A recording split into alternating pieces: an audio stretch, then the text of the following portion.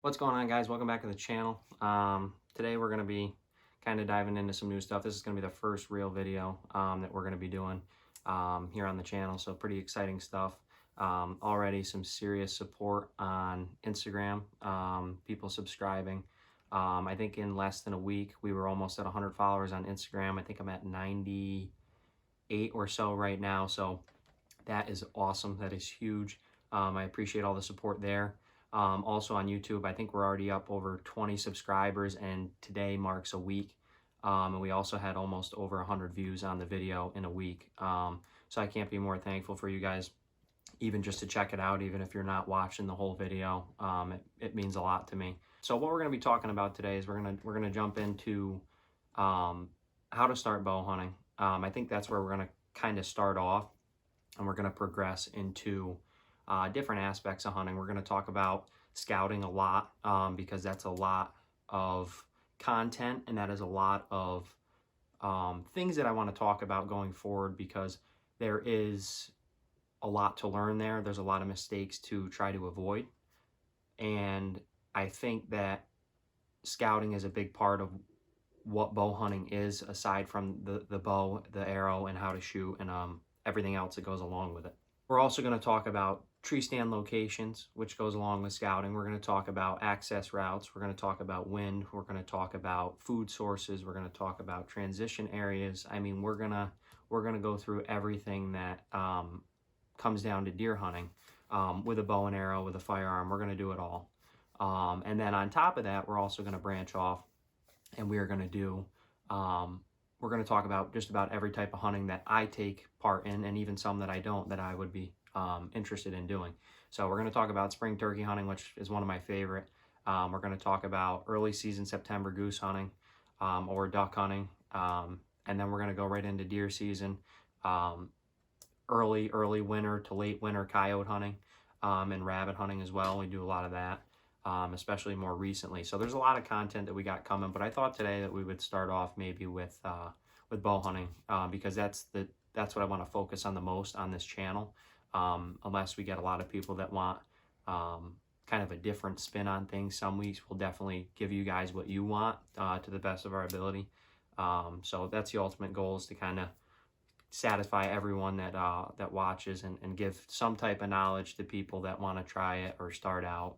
Like I said in the intro video, and if you haven't seen that video, go check out the first video. That's kind of a briefer introduction to what we're going to be talking about there. There's also going to be a link for Teespring. We have the logo shirts on Teespring right now, but it's not this exact shirt. This is the grayscale shirt that we tested out. I have the original tan logo on 8 different colored shirts on Teespring, and then I also have crew necks. I think it's on 5 or 6 different colored crew necks there with the original tan logo. So we'll put the link in the description for you guys if you guys are interested in that at all. The first thing that I think we're going to start off with is getting started, and how do we get started when it comes to bow hunting.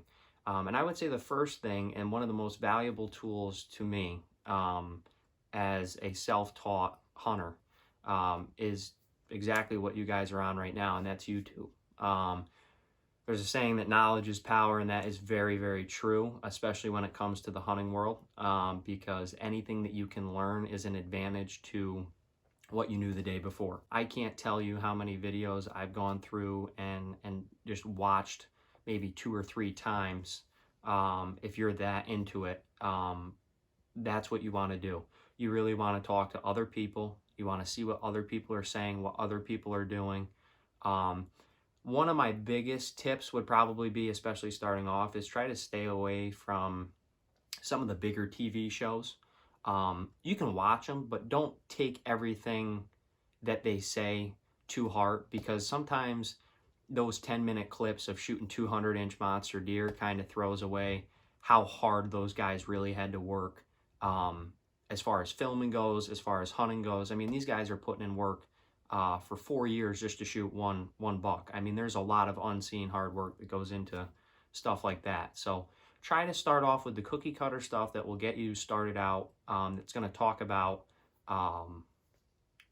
gear, equipment, and stuff like that, which we're going to talk about here soon too. The second best thing I would say is probably talking to anyone you can in person.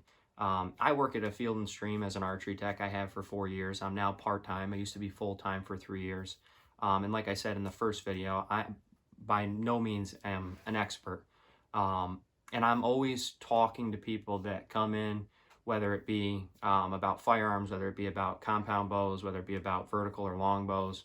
And by vertical, I meant recurve. And crossbows and whatever it may be.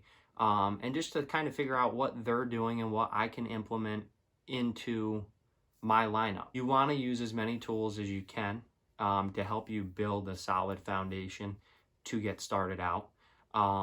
Bow hunting can be tricky because if you have only shot firearms for a long time, or you don't have any familiarity with bow hunting or any type of hunting for that matter, it can be nerve-wracking. It is a very skillful sport, but at the same token, it's kind of a lost art and a fun one at that. I tell people all the time at my work, if they just rifle hunt and they say that they want to come in, and I get people all the time that come in and say, hey man, I really want to bow hunt. I don't know where to start. I only rifle hunt right now. I tell them that I think that regardless of what they think about their skill level and if they can do it, to put in the fact that, at least here in New York, if you don't bow hunt, you can't hunt until usually around November 16th, and you only get to about December 11th at most. That's only 3 weeks of hunting. And then if you hunt black powder, then you get the extra 2 weeks on the end. But other than that, if you don't, you're really missing some of the best hunting of the season. And I know a lot of people talk about early season hunting, which we're also going to talk about a lot, and it being hot. But if you don't hunt with a bow, you're really missing a lot of time, especially in New York. You're missing about a month and a half. So from October 1st to about November 16th, and now November 1st, the last 2 weeks of the bow season, you can use a crossbow if you purchase a muzzleloader tag. Getting started, I would say one very, very skillful tip, and the most important is knowledge first. Cover all the bases, see what different people like, and then come to a common ground where you can establish something that really piques your interest and you think fits your skill level, whether it be 0 or whether it be a lot more experience.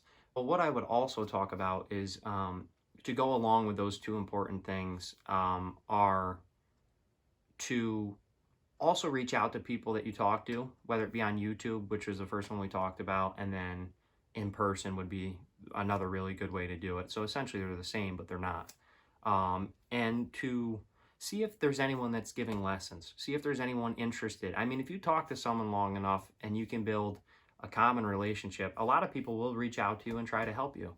And that's exactly what this channel is all about too, because I talk to so many people, and that's just what I want to do, is try to help anyone that I can. And I also want you guys to try to help me. So any suggestions or any advice for the comments, I'll always be looking at and trying to take it in. Then it comes down to, okay, you've established all of that. You've established the lessons you might be taking. You've established common ground between YouTube and knowledge there and other social media platforms and actual in-person experiences with people and sharing their stories. Now what you want to do is come down to figuring out what you want to use as a bow, whether it be for target, whether it be just to start out, whether it be actual hunting. You really want to start off, and this was a hard thing for me because I always have a tendency of overspending. I want the best of the best that is out there, and that's just me. There's no changing that. In the beginning, I had to start off. Even for me, I started off with a bow that was $300. Now, roughly that same bow will run you $349 to $400, and that's the Diamond Edge. When I bought it, was a Razor Edge. They've had a couple since. It's probably the #1 bow I would recommend for a compound to beginners. Or the SB1 Edge is the one that came after it. The Infinite Edge is another one. And now recently the Edge 320. They're owned by Bowtech, which I actually have a Bowtech over here in the case next to me. I've shot Bowtech for probably since I've had that bow when I was 11. 10 years roughly. I've had a lot of experience with it. Their warranties are phenomenal. You're not going to break the bank.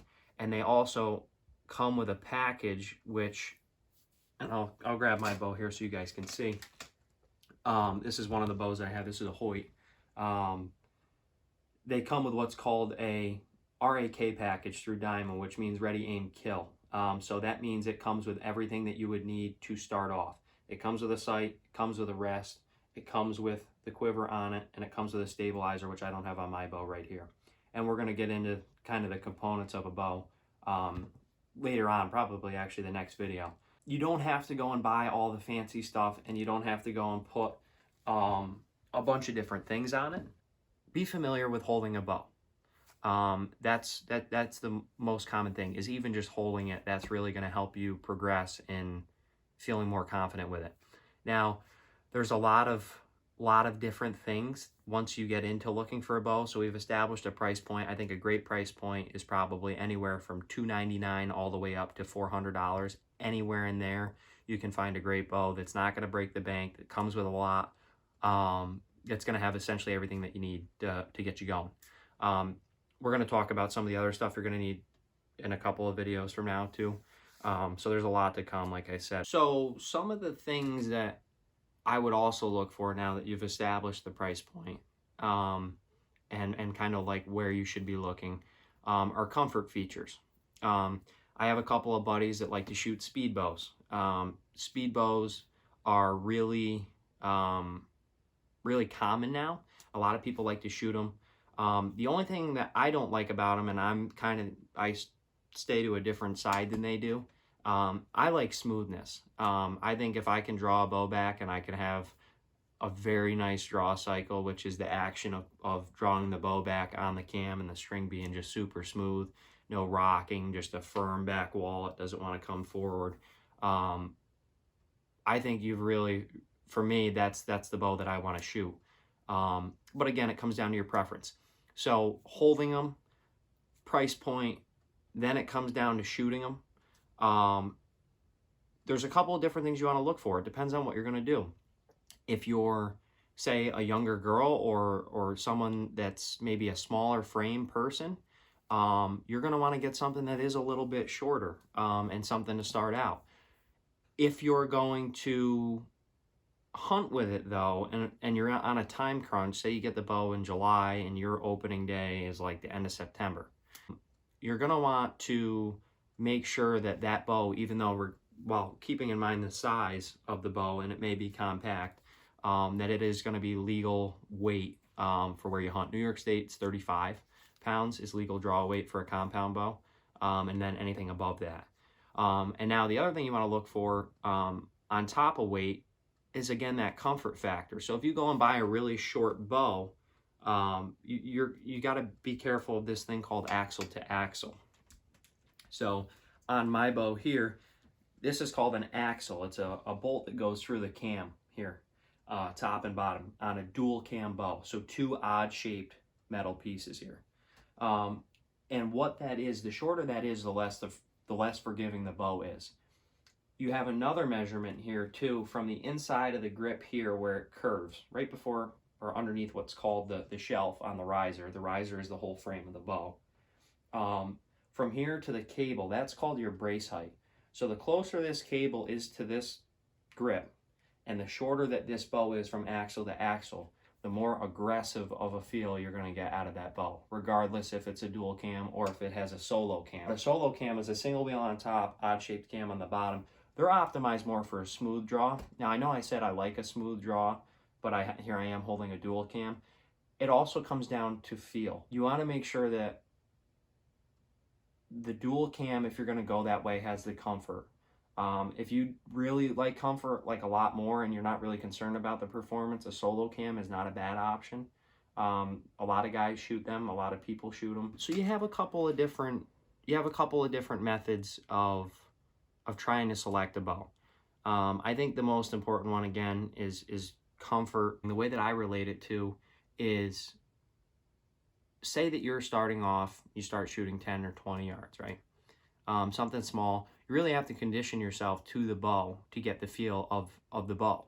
But the reason I put comfort above everything else when I come down to selecting a bow for me is because of how much I hunt. I picture a 30-degree morning in November during the rut, when you have bucks running crazy, chasing does around, and things can happen fast. and you need to make a quick and accurate shot while it's cold, that's where comfort is at its most valuable to me. If you know what I'm talking about or you've experienced that, you really know how quick things can come together out of nowhere, even after a multitude of days of not seeing any type of movement in the woods. So I think comfort is like, and I know I've said that a couple of times now, but that's one of the main things, if not the main thing, I would talk about with pretty much anyone that comes into my work or anyone that asks me anything about it. There's a couple of other things that I really want to talk about. Some of those being how do we get it set up? Most places that you'll buy a bow from, whether it be online, and they have a physical store, will set it up. Like our store will do that. If you buy it online, you bring it in and we set it up there. But say if you buy it from Amazon and it's just something to get you started, you can bring it to almost any bow shop and they will set it up for you. They are probably going to charge you, I don't know, typically it's not all that expensive depending on what you need done. If you're looking for a full setup, they run a lot more, and we'll talk about that in the future too. But you need to, on a compound bow, have a draw length setup. So what the draw length is you get measured, so when you draw this bow back, that when you come to full anchor, and this is at the corner of your mouth or wherever you decide to anchor, another thing that we're going to talk about in a couple of videos, you really need to have this at the corner of your mouth, and just try to get it as close. I would say that's the best reference point at first. They're going to have a couple of different ways to measure you. You want to have the closest draw length. However, if you come down to about 1/2 of an inch, which is typical with most people, especially if you're still growing, I would say always go shorter. What happens is if you go longer, you're actually putting your body in a vulnerable spot. And what you're doing is when you get here, you're almost elongating more than you have to. So that's putting your chest in front, and you're putting more in between the string and the actual platform that your bow is meant to shoot off, being your body, than you need to. So that's draw length. You want to make sure that you get measured for the right draw length and that it is comfortable for you. If you have to draw it back 4 times, draw it back 4 times, because again, comfort is this whole topic of this video when it comes to finding a bow for you, and what I feel is most valuable. Now, the second that we talked a little bit about earlier and I touched on is draw weight. You need to find a weight that is legal regardless of the size of the bow if you're going to hunt with it. If not, find a weight that is comfortable for you. And what you can do, even on the simplest of bows that doesn't have any type of fancy technology, is you have a limb bolt on top and you have a limb bolt on bottom. You can loosen that or tighten that, but they have to be spun at the same rate, and they have to be spun only like 1 turn depending on the bow to get a decent amount of weight off top and bottom. So if I did 1 turn top, 1 turn bottom on this bow, I'm roughly looking at probably about 1.5 pounds to almost 2 pounds. I would say probably 1.8 would be a nice kind of middle ground. That's how you're going to lighten this up. You have to be careful though, because if you twist these out too far and the bow is not rated for that, for example, this is a 60-pound limb set. This bow is only meant to go from 50 to 60. I only have 10 pounds of movement. If you back them out farther than 50 and you don't have a scale to weigh the draw weight, and you decide to take this upon yourself and not go to a pro shop, you can back these all the way out, and that can cause the string to jump off and a bunch of bad stuff you don't want. So again, you have to do these at the same time, turn them whatever way you're going, whether you're tightening or loosening, and make sure you do the same amount of turns top and bottom. That's also important for something we're going to talk about here in the future too, for 2 different things which people also commonly think are one, which is cam timing and cam sync. And they're actually different, and we're going to talk about that in depth further down the road, but this is just kind of a touch base on everything that I can with getting you set up. And there might be a part 2 to this video, depending on how I feel after I rewatch it, and just kind of fill in some of the stuff that I didn't. There's a multitude of things to look for, but the biggest thing and probably the most important part of this video that I will tell you is, as a self-taught hunter, this was one of the most difficult things that I picked up doing, and I cannot tell you how many times I said, you know what, I think I'm just going to gun hunt. I don't think I'm going to shoot a bow. Once I did, and once I shot it more than 3 times, 4 times, 5 times, my excitement just went up and up and up, and eventually led me to do what I'm doing now. This is the most fun thing to do for me, is to just draw this back comfortably, smoothly, and bring it right to the corner of your lip, and in the fall air, just let an arrow fly. Whether it be from a tree stand, whether it be from the ground shooting at a target, whether you're doing a 3D league, whether you're doing a tournament league, it doesn't matter. I think this is the most fun that you can have right here. Now, the other thing is to make sure that if you're going to hunt with it, is get a bow that is going to be more targeted towards hunting. So again, that comes in with the size factor. A lot of bows that you're going to see that are longer are typically target bows, and why they're longer is because that longer axle to axle that we talked about the shorter axle to axle earlier, that longer axle to axle is actually going to make the bow a lot more stable for you, especially if it has a longer brace height, which was that measurement we also talked about earlier, in a shorter length from the inside of the grip to the cable. The longer the both of those are, the more forgiving that bow is, but you're going to lose efficiency. So what I mean when I say efficiency is you're not going to have the kind of kinetic energy that you're going to have out of something that has a shorter, more compound base. And you're also not going to have the speeds that you typically have out of the other bows. A lot of companies, Hoyt, Matthews, Bowtech, just to name a few of the top pro brands out there, are actually going to a lot longer risers. This bow right here, I believe, is 32, 33. I'll have to double check it. So this is right where I like it. I would recommend an axle to axle anywhere from 30 on the low side. I mean, that's stretching it for a beginner bow. 30 to 34 is a perfect kind of range for axle to axle length. And I would prefer that people stay around a 6.5 inch brace height to a 7.5 inch brace height. That will really help you out with the comfort a lot, especially if you can't find a weight where you want it and you think that you can pull more, which is also something that happens a lot that I see at my job, is people think they can come in and just pull 60 pounds back and realize that it's a little bit more challenging. I'm not going to say harder, but it's a little bit more challenging than I thought. Now, the other thing you have to remember too is you have let off. And that's another thing that I want to talk about quick, because let off is actually something that they've been regulating in a couple of different states. Let off is, on these cams, there's a module. And what that module does is that module regulates the pressure that it can relieve from those strings and cables once you get to a certain point in the draw cycle. Typically, for most bows, it's a halfway point. And what that does is it helps take that cable and put it in a spot where it's under less tension, but enough tension to keep the bow stable. And it actually cuts the weight off. So the Hoyt this Hoyt actually is a 2017. That has, I believe, an 80% let off. Don't quote me. The 80% let off, because it's a 60% bow, or a 60 pound bow, I'm sorry. You're taking 80% of the 60 pounds away after you get to halfway back on the draw cycle, and you're really only holding about, at the most, 20 pounds back, which makes it a lot more comfortable to shoot. So say if you do want to get a higher poundage bow and you are going to work up and start increasing the draw weight, to get a bow that has a higher let off on it. But the other thing you want to be careful of is a lot of states out west have been regulating let off. Now, they do have higher let off. The highest let off you can get is around 90. I believe the lowest, and you're talking older bows, 20 years back, are around 60% let off. I would definitely shoot for at least a minimum of 75% let off, and I would not really care if you went up to 90, but if you're going to hunt with it, make sure it's legal. We got tons of other stuff to talk about, but this kind of hit everything that I wanted to briefly talk about. So again, just to run over everything, in the beginning we talked about comfort being the priority.